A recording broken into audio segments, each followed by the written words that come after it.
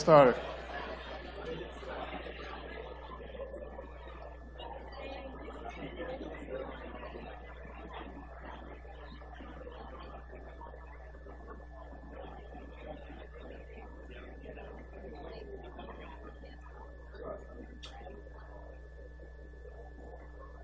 Okay, let's start with fat biosynthesis.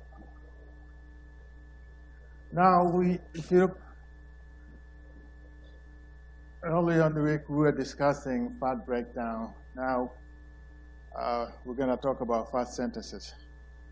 As I always said, put yourself in a situation if you're in a well-fed situation or if you are in starvation condition. So when we talk about fat breakdown, we talk about starvation condition where, or you taking fat in your diet, a lot of fat there, you break it down. But what we're most concerned about is fat mobilization from the storage and breakdown to beta oxidation. Now we're going to talk about fat synthesis. And that occurs in what condition? Obviously, you have to be well-fed, right?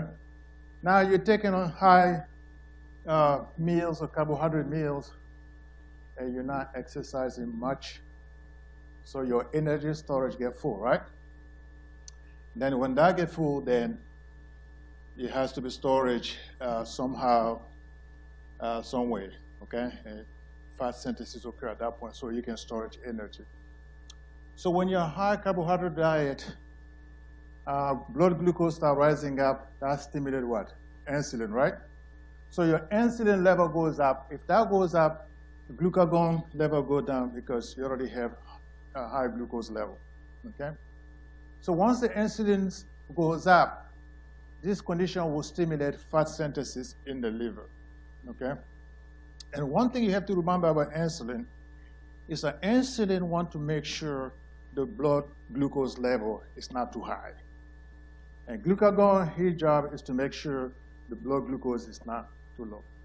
So when the blood glucose is high, so insulin want to push it either for glycogen synthesis to store the glucose, or it ship it through the glycolysis. So it can go through glycolysis to Krebs cycle where the citrate come out, and we're going to talk about that. And that's acetyl-CoA generation going to be utilized for fat synthesis, okay, for storage. Is that clear? All right, so put yourself, your mind in that direction, then we'll clear it up as we go. So insulin's up, glucagon is down. The result is fat synthesis. Now, and it occurs in the liver, as I always said.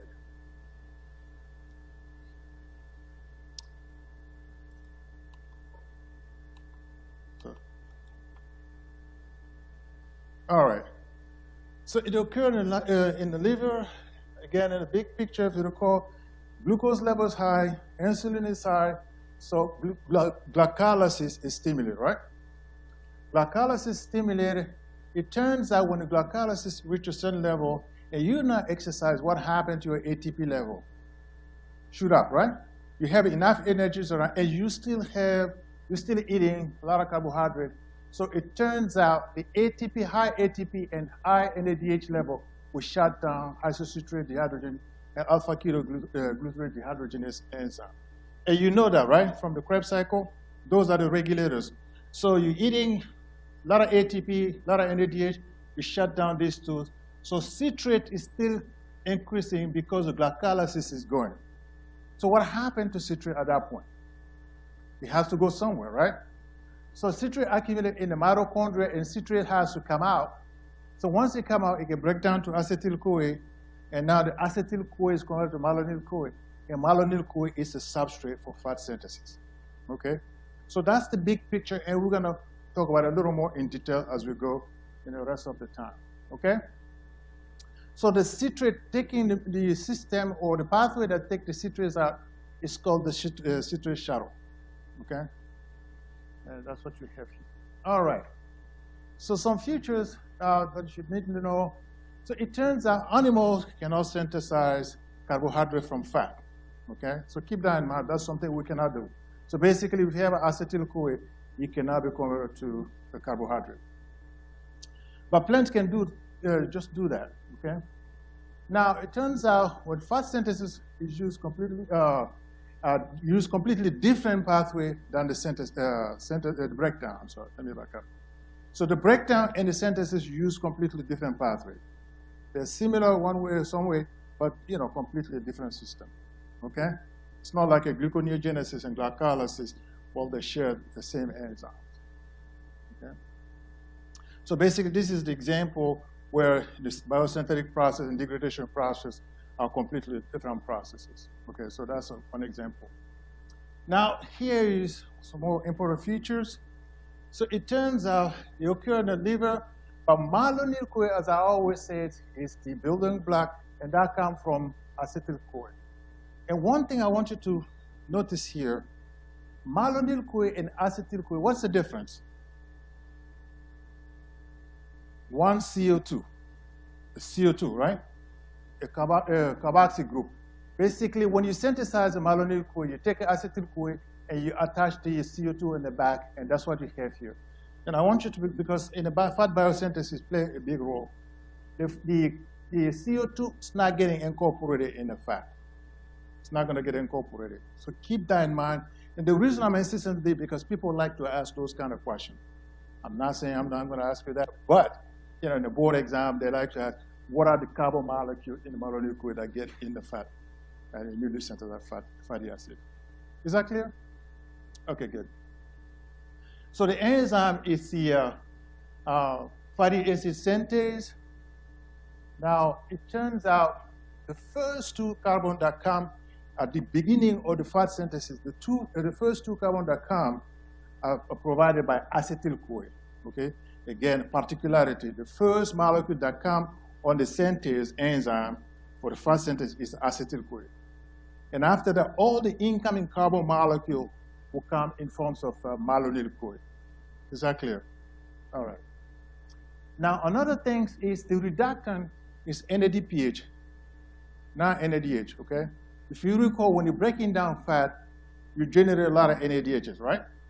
But when you're synthesizing fat, you're utilizing NADPH as a reductant, okay? A reducing molecule. And the final product in the fatty acid synthase enzyme is palmitate. Palmitate is a 16-carbon molecule. So at that point, once you reach the 16-carbon molecule, the fatty acid synthase enzyme job is done. But it doesn't mean you cannot extend your fatty acid. You can extend it, you can elongate it, and then desaturate it, but that occurs by other enzymes. Is that clear? Good. So as far as we're concerned, palmitate is the end in the fatty acid synthesis on the synthase enzyme. Now, here is the citrate shuttle. So glucose high, pyruvate generated, glycolysis getting oxaloacetate combined with the citrate, acetyl-CoA create a citrate, and citrate come out. So once citrate is come out, citrate levels are rising up, and the citrate will lyse by the action of the enzyme called citrate lyase. Now that generates oxaloacetate and acetyl-CoA. Just like at the beginning, citrate is generated by oxaloacetate and acetyl-CoA. When citrate come out, it lies back out the same way, and now you have acetyl-CoA, oxaloacetate. Now this oxaloacetate basically go back in. It has to be converted to malate, just like in the Krebs cycle. And once you reach the malate, now there is a new enzyme called the malic enzyme. These enzymes, the carboxylase enzyme. So basically, you remove the carboxyl group, and now you have your pyruvate. So now pyruvate can get back in the mitochondria, and the cycle keep going. Okay? So that's how citrate. So as this cycle go, what happened to the acetyl-CoA level in the cytosol? It increases, right? So basically, this shuttle is to take citrate, acetyl-CoA out, the mitochondria. Okay? So now the acetyl-CoA levels start rising up in the cytosol. And one thing to keep in mind, fat synthesis occur in the cytosol. Okay? Breakdown occur in the mitochondria, but synthesis occur in the cytosol. So this level rises up. When it rises up, then you get converted to malonyl-CoA, and now malonyl-CoA is a substrate for fat synthesis. So you start synthesizing your fat. Okay? Now, we said a lot about malonyl-CoA. Now let's talk about it in detail. how is it synthesized, and those factors contribute to malonyl-CoA. And this step is very, very important in fat synthesis, okay? It's the first committed step. Once the acetyl-CoA reach this level to malonyl-CoA, it has to be utilized for fat synthesis, okay, or breakdown later on. So now, it started from acetyl-CoA in the presence of CO2 generated in your tissues. Now, the combination is catalyzed by an enzyme called acetyl-CoA carboxylase enzyme, and it requires biotin, okay? And as I always said, carboxylation requires biotin. Decarboxylation, in general, requires thymine pyrophosphate. So you have your malonyl-CoA requiring biotin, and this is the enzyme, acetyl-CoA carboxylase, very, very important enzyme, okay? Keep that in mind. And malonyl-CoA is the building block for fatty acid synthesis. All right, so question. Now you have a lot of malonyl-CoAs around. Are you gonna make fat or break it down? Huh? Break it down? Make it, all right. So you stimulate the fat synthesis. Now, if you have a lot of malonyl-CoA, do you wanna break down fatty acid or make it?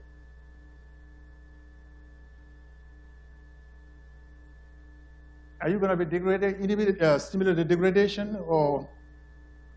Right, exactly. So you do not wanna stimulate the degradation. So that's very, very important.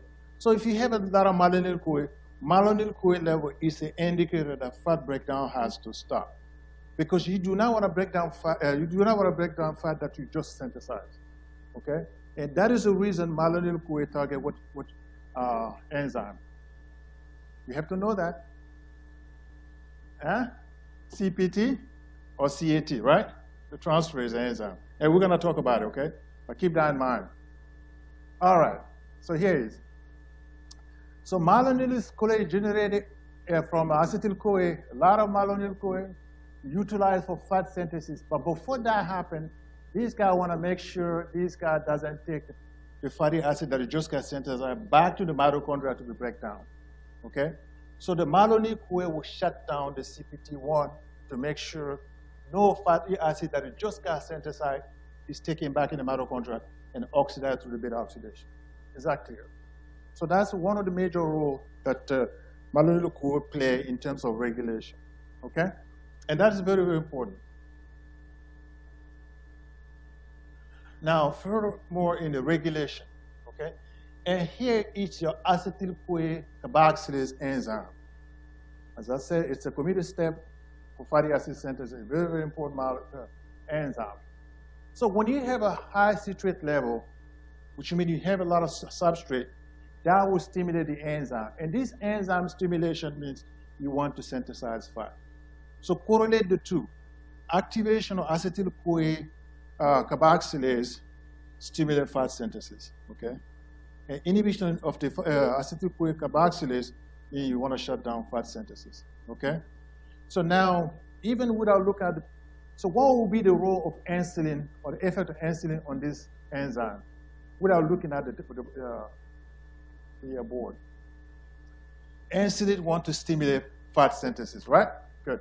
So if insulin want to stimulate fat synthesis, insulin will stimulate this enzyme. As you see, it activates this molecule. So don't look at the intermediate. You know, that's what I want you to keep in mind. Because if you look at this, it brings you to confusion. Look at the effect of enzyme, the hormone first, on the carboxylase. Look at the enzyme on fat synthesis. For instance, if you have an epinephrine, what will be the impact of epinephrine on fat synthesis? Stimulated or downregulated? Downregulated, right? So once you know that the effect of the insulin and epinephrine and glucagon on the fat synthesis, then you can look at the intermediate step. Okay? All right. So in order the acetyl-CoA carboxylase to be stimulated, citrate will stimulate it. But insulin, what insulin does is stimulate a phosphatase. And the reason for that is when the acetyl-CoA carboxylase is phosphorylated, it is inactive. So once the insulin level goes up, so insulin will remove the phosphate off, so the inactive molecule that had a phosphate attached to it now loses its phosphate and becomes active. Is that clear? Now, once the the fat synthesis take place, and then now you start basically starving yourself again. Glucagon levels start going up, right? As a result, because you don't have enough blood glucose, you low energy. And glucagon, once the glucagon goes up, glucagon wants to shut down acetyl-CoA carboxylase. Because you do not want to synthesize fat while you don't have enough energies around. Does that make sense? So once the glucagon level goes up, so it will phosphorylate acetyl-CoA carboxylase then to inactivate it. Okay? Now, when you synthesize a lot of fatty acid, do you want to continue to synthesize? When you reach a certain level, palmitoyl-CoA level, when a high level palmitoyl-CoA would then come and shut down. So basically, the product shutting down the enzyme, like a feedback inhibition. Okay? So citrate substrate stimulation and product inhibition. Okay? So that's mostly what you need to know about this figure. Now, again, even without looking at the board, when you're eating when you're in a high energy state, you're always eating. Is that stimulate fatty acid synthesis or inhibit fatty acid synthesis? Stimulate, right? Okay, that's what I have here. Now, if you're in a low carbohydrate diet, low energy, low calorie diet, so that will also down-regulate the fat synthesis, all right? So everybody know that. If you want to lose weight, you cut down your calorie intake. If you want to gain weight, which most people don't want to do, and you increase your calorie intake. It's as clear as that, right? You already know these things. We just put in perspective for you. All right. 2 molecules you need to know here. And again, when I put the structure like that, I'm not asking you to memorize any of those stuff, okay? What I'm saying, this is just to show you coenzyme A and ACP, are similar. Coenzyme A is where fatty acids get attached before the breakdown, and ACP is a molecule that the fatty acid synthesis occurs on, okay? So but they both look like, but when fatty acid synthesis take place attached to ACP, acid carrier protein, but if the breakdown occur, the fatty acid is attached to the CoA, okay? So that's all I want you to know about this. And then these basically have a pantotenic acid moieties in it, which is vitamin B5. So the deficiency on the B5 is rare, but if it should occur, so it can affect, basically your energy level, okay? And as I show here. But it is a rare situation. I just want you to link vitamin B5 to the pantotenic acid in ACP and coenzyme A. Is that clear? Okay. So don't try to memorize the structure. ACP and coenzyme A just look similar. Yes? On the previous slide, when it says that positive regulation insulin induces dephosphorylation, should that say activation of ACC? On the positive regulators. Here? The top. Yeah. Regulation acetyl-CoA carboxylase. Or positive regulators.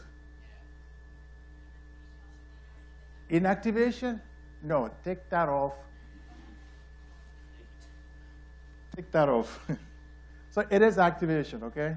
So dephosphorylate, I was meant to say remove that it's activation of ACC. Thanks for catching that, right? So now about the others, this one will inactivate it. Is that clear? All right, so we're on the same page now. All right. Now, let's go to the step. I know you guys don't like the cascade much when they start getting too much. But again, I'm going to give you an example here.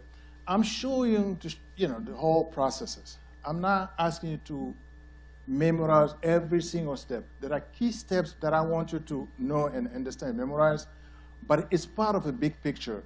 So what I want you to know is that the big picture is for your information, but some detail that I want you to know will be listed mostly on the side in writing. And in many cases, I'll repeat the same thing. If it's crucial, I'll repeat it many times, okay? So keep that in mind. All right, so this is important. How many times do you see this carboxylation, the malonyl-CoA synthesis? Malonyl-CoA synthesis, the enzyme is very, very important. All right, so now what we're gonna talk about is the processes of fatty acid synthesis. So it's gonna occur, first of all, the first molecule that come in the ACP, in the synthase enzyme, is acetyl-CoA. I said this how many times already? At least twice, right? The first two carbon that come on the ACP for fatty acid synthesis is acetyl-CoA, okay? Non-malonyl-CoA, acetyl-CoA. So acetyl-CoA is attached to the synthase first. Now the next incoming, and after that, any incoming carbon molecules is gonna come as a malonyl-CoA. Is that clear? All right. So malonyl-CoA come, as you know, the difference between acetyl-CoA and malonyl-CoA, it's the CO2. So your acetyl group attached here and malonyl group attached here on the same enzyme. So they're next to each other. Now you have these transfer, basically a condensation. The acetyl-CoA is attached in the back of the malonyl-CoA on the carbon number 2. This one will leave, okay? The red one will leave, which is the CO2, okay? So let's move on. So now you have your acetyl-CoA getting ready to be attached to the back of the malonyl-CoA, and this has to leave. So this process is called the condensation. So the condensation, which is catalyzed by this enzyme, keto ACP synthase enzyme. So that enzyme basically take this activity, take the acetyl-CoA and attach in the back of the malonyl-CoA. Is that clear? And again, I'm not going to ask you to memorize the whole process, but I want you to know it. You know, when you read it, you know, for your board exam, at least you know how the process goes. Okay? So once that occurs, now you see the CO2 has left, right? Now you have your four carbon molecule. This is remaining of your malonyl-CoA, and this is an acetyl-CoA transferred to the back of the molecule. And you see the CO2 in red has left. So the energy released from this, the release of the CO2 really catalyzed the, provide the energy for the synthesis of the butyl ACP molecule. Basically, the 4 carbon molecule attached to the ACP. Is that clear? What happened to the CO2 in the generation of malonyl-CoA? It left, right? Is he incorporated at least in here? Is he incorporated in it? No, good. All right. So now you have a series of reactions, and I'll put a list so you know what's really occurring. You have a reduction, you have a dehydration, and you have another reduction. And that's all need to happen for this molecule to be completely ready as a 4 carbon fatty acid, okay? So basically, the rest of the reaction is to get rid of those carbonyl group and just have the 2 hydrogens here and to have a 4 carbon fatty acid. Is that clear? So in order to do that, you have a reduction, dehydration, and then you have another reduction, okay? Is that clear? All right, so let's move on with the process. You ready? All right. So for acetyl-CoA come, malonyl-CoA come, and you have what's called condensation. So when the condensation is occur, the CO2 leave, now you have your 4 carbon molecule, but you have a carbonyl group here, and you have to get rid of this carbonyl group. So as I said, everything we're gonna do at this point is to get rid of this carbonyl group, okay? So you have NADPH. As you remember, I said NADPH is a reducing factor, right?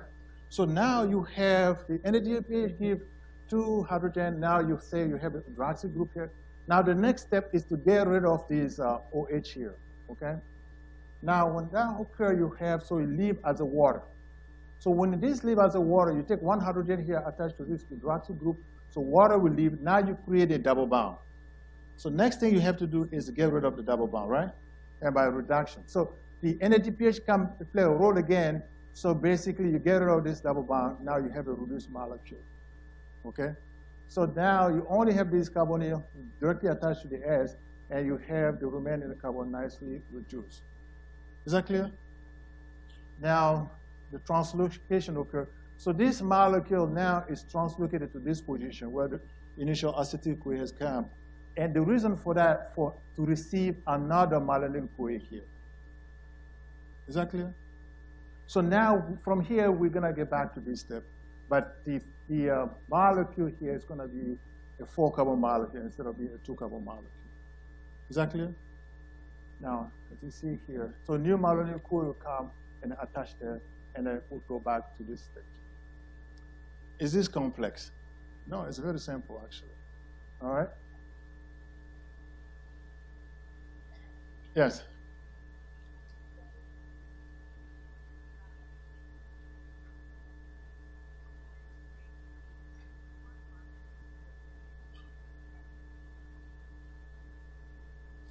To do what again? Here, you see, Rura? Uh-huh. The water? No, all of these enzymes are different. Yeah, and I give you the name of the enzyme. I think I have the list here. So here's the enzymes. So now the enzymes, there's a lot of names on them. I'm not going to ask you to memorize all the name of these enzymes, but here's the names, okay? Yes. Uh-huh.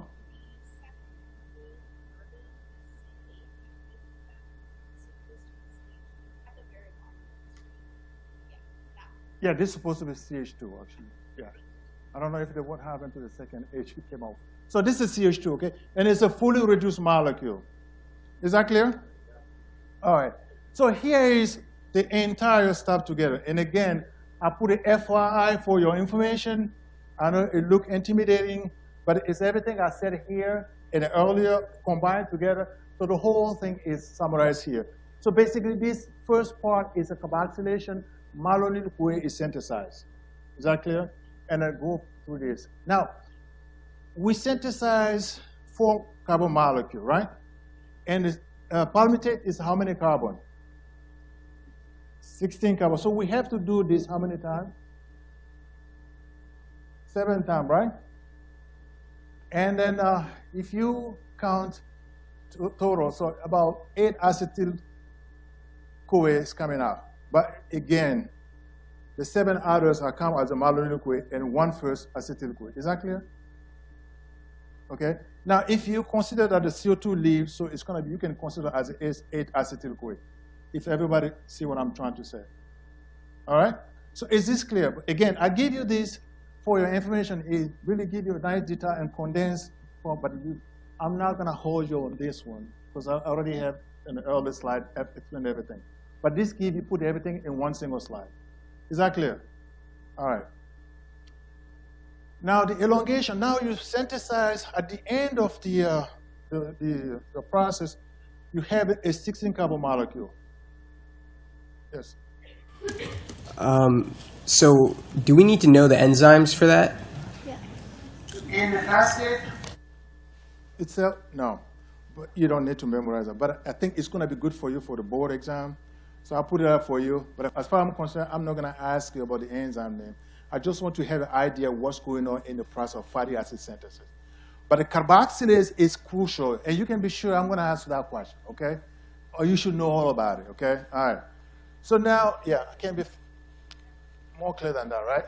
So now, now once you have your fatty acid, so you do this 7 times to have your 16 carbon molecule. Is that clear? All right. So once you have your 16 carbon molecule, now you can elongate it, and you can create the double bonds, but that doesn't occur in the fatty acid synthase enzyme. Is that clear? So it's a completely different enzyme for that. Now, when that synthesis occurs, elongation and the desaturation, the molecule is attached to a CoA, not to a ACP. Is that clear? That's what I have here. So the elongation and desaturation, the molecule is attached to CoA, not to ACP. Okay? And again, the carbon donor is as a malonyl CoA still, if you want to elongate it to 18 or 20 carbon molecules. Is that clear? Okay. And they occur in the ER, in the cytosolic phase. Okay. And the brain can have even a longer synthesis, even the longer molecules. Okay. The very long acyl fatty acid CoAs. Okay. Up to 22 carbon molecules. So again, the elongation doesn't occur on the same enzyme and the desaturation. I didn't give you that cascade, but I just want you to keep that in mind, okay?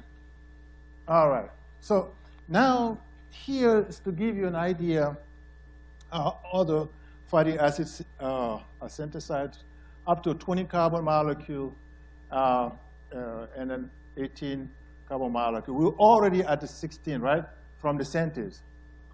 Is that clear?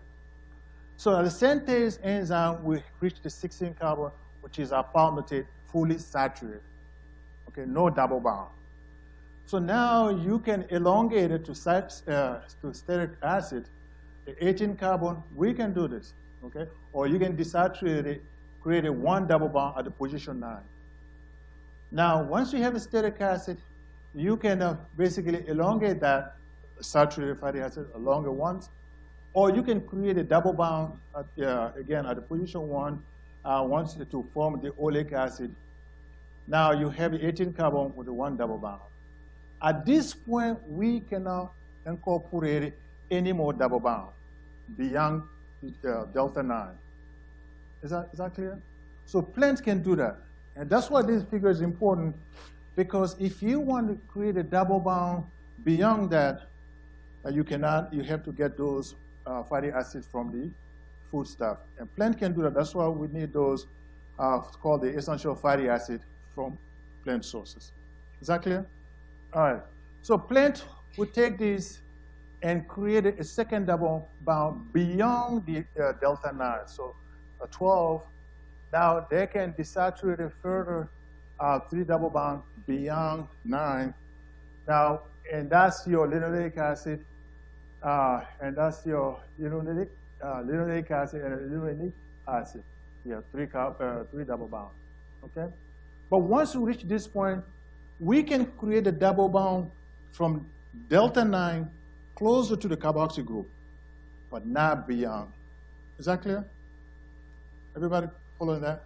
Because I don't want you to become, well, you said that it cannot create after delta. No. Beyond delta 9, it cannot, but you can create a double bond inward toward the carboxy group. Okay? And you can elongate it and desaturate furthermore just your arachidonic acid. And this is a precursor for those eicosanoic acids and so forth. Okay? And that's another lecture. I think you're going to have that in second year. Okay?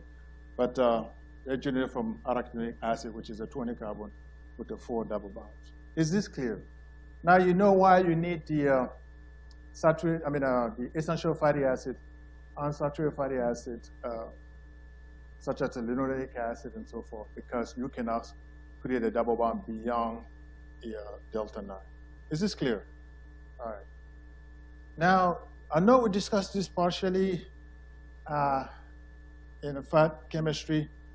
Now, this is your phosphatidic acid, okay? You remember phosphatidic acid? Your glycerol backbone, 2 fatty acids attached to, and a phosphate in carbon number 3. So this is the precursor for triacylglycerol. What is the triacylglycerol? That's your fat storage, right? The triacylglycerol, that's what you find in the oil, that's what you find in your, when you take your fat cell, the molecule, the storage of fat is the triacylglycerol. So it gets synthesized from this, but also your glycerol phospholipid also gets synthesized from this, okay?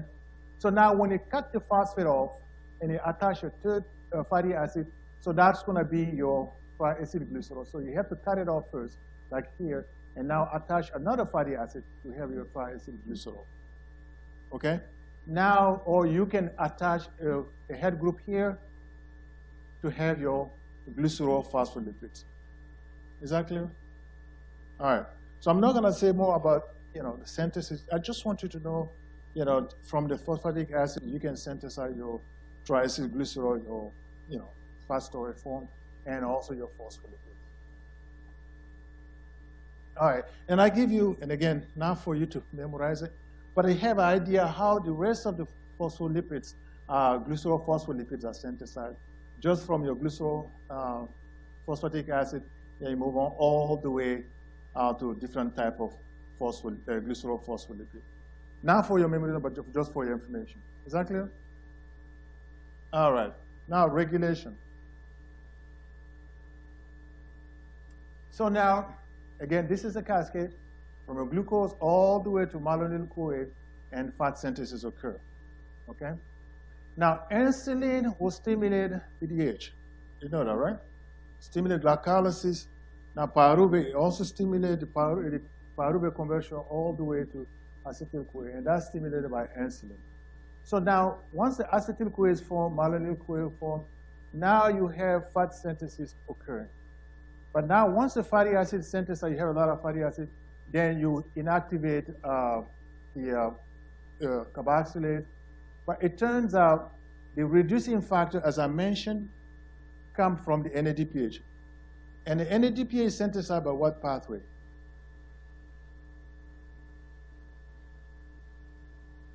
Pentose phosphate pathway, right?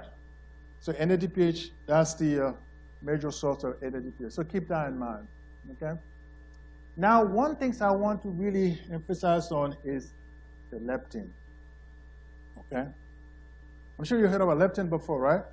So and leptin is a hormone synthesized by your fat cells. When the level increases in the blood, it tells you not to eat, right? Now, when the level is down, it tells you to eat. Basically, it controls your satiety. Now, and it's synthesized by the liver, the adipocyte. Now, here is the thing that I think is important for you to know, even though I didn't put a human there as example. So I put the rat there as your example so nobody will get offended, right? So it turns out in 97 they found the first mutant for leptin genes, okay? Now these guys, even though same age as these guys, has a mutant gene, okay? So basically can now control its satiety, if that sounds something okay for you. So these rats keep eating, and it doesn't know that it's full. It keep eating, it keeps synthesizing what? If you keep eating, remember I said, yeah, it starts synthesizing fat. That's what it's getting fat like this, compared to this young rat next one. Same age and everything, okay? But since then, in human, other mutants been found, about 6 other mutants been found. So now they're working hard trying to find a way to control the leptin. But one thing is you have to remember, leptin can have other resistance that we're going to talk about, okay? So the leptin resistance, so it turns out if you have a mutant gene and you're not expressing leptin, of course you cannot control your food intake, right? Because you're always hungry. But some people, the leptin is there, okay? The leptin level is high enough, but they just cannot stop eating because the leptin is not working properly. Even though it's there, your cells are resistant to it, okay? All right, so let's go on with the process.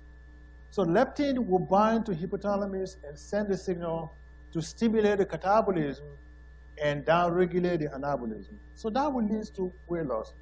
Definitely, if you want to lose weight, you stimulate the catabolism, which is the breakdown of your foodstuff, energy storage, basically, breaking down catabolism. Now, you slow your anabolism, which is the synthesis, in our case, the synthesis of fatty acids, right?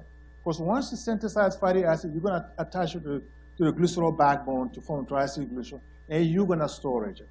And when you do the storage, then you become like this rat fat. But if you want to lose weight, you decrease the anabolism, the fat synthesis, but stimulate the fat breakdown, which is like, a lot of sense. But now, imagine if for some reason, you have a leptin level, but the hypothalamus is now responding to the leptin level. It is there, just like in insulin-resistant diabetes. The leptin is there, but you're not responding to it, okay? If that occurs, so catabolism level is down. Not because leptin is there, but because you're not sensitive to it. But anabolism level goes up, and that leads to obesity, okay? And the person is always eating, okay? And again, you become like the other guy. All right? Also, now this guy have a leptin, but it's just resistant to leptin, okay? So those are two cases that I wanted, because this is a big thing now, because everybody trying to lose weight, to be lean and so forth. But some people just cannot. For some reason, they're trying to cut down, try everything, but just cannot cut it down. And because either you are resistant to leptin, or at least your leptin genes may be downregulated. It's not getting expressed, but sometimes you may have mutation, even though it is there, leptin may be not too functional, maybe cannot bind to the receptor, or the receptor may be defective. That can lead to resistance as well, or the signaling cascade inside the cell may not be functioning. I didn't go over the signaling because I don't think it's going to be necessary for you at this point. It's going to be too much information in the signal. But I just want you to know leptin is important in controlling your food intake, but also your anabolism and catabolism. Is that clear? Okay. So now they're trying to treat people with the leptin. Some people responded, if you, for some reason, your body, your fat cells not produce enough leptin, yes. If you give a person a shot of leptin, and that can help, right? Because it doesn't, gene expression is now occurring, you give him the right leptin level, and then anabolism go down and catabolism goes up. But for sometimes, if the person is just resistant, even though you give them leptin, good leptin, but if the cell's now responding to leptin, so the situation remains the same, and the person remains just the same way, eating all the time and getting fat continuously. Okay? All right, if you don't have any questions, but I'm going to be here for the next 10 minutes, and if not, I'm done. Thank you.